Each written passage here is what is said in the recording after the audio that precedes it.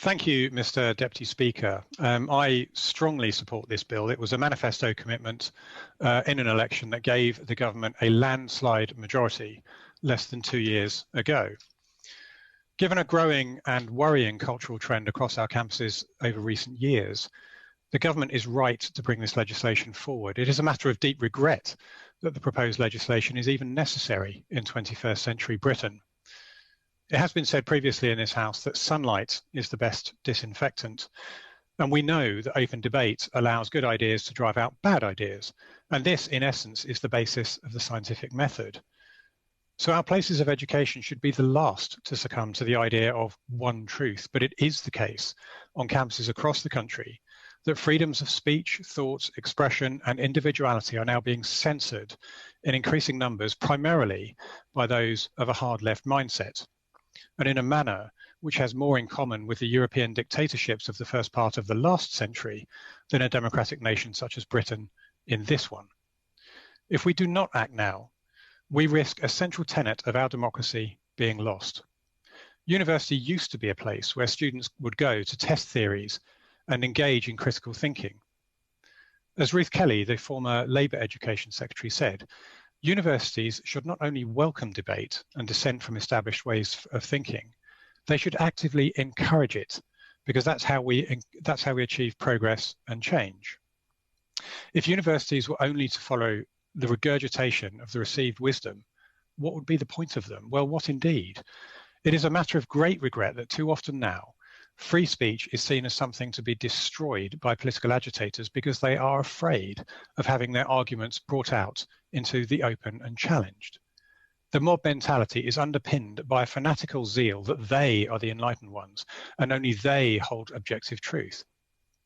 This has given rise to the phenomenon of cancel culture, as honourable members have already referred, whereby anything which challenges the prevailing thought is denounced as heretical, racist, or fascist, and in many cases, a combination of all three. There are ever increasing numbers of examples of the intolerance that has crept into academic life.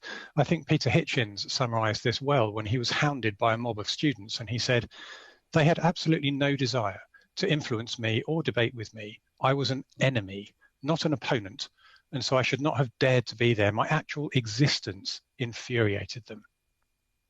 The irony, of course, is that restricting free debate in such a way is deeply undemocratic, indeed a totalitarian action. This bill is therefore necessary to prevent a dystopian Orwellian indoctrination. Now, speaking to the bill, clauses 1 and 2 will amend the Higher Education and Research Act 2017 by creating new duties upon governing bodies and student unions to secure freedom of speech. In order to enforce this where necessary, I warmly welcome Clause 8, which will create a director to champion free speech in academia within the Office of Students. And Clause 3 is perhaps the most crucial, because Section 6A would provide for civil claims to be brought forward where those duties in Clauses 1 and 2 are breached, and this is critical in order to give the bill teeth. However, the dangers I have outlined previously are, of course, not isolated to universities alone. The campus is merely a staging ground for wider civilization and society. What those who wish to do away with the freedom of speech are really attempting to achieve is to dismantle the foundations of our society and supplant them with their own totalitarian doctrine. By removing freedom of speech, dissenting voices can be silenced and submission can be ensured. We only have to look at recent examples to subject British history to a radical revision and the accompanying attempt to taint our greatest heroes for examples of this.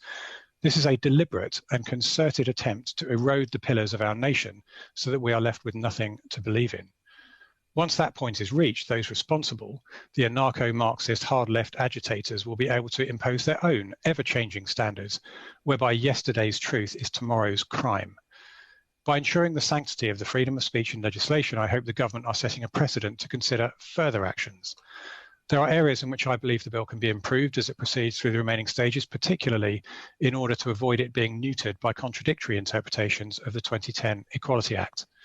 But there will be opportunity to discuss that in more detail at a later stage. So I will therefore be supporting the bill at second reading this evening and urge all colleagues on all sides of the House to do likewise.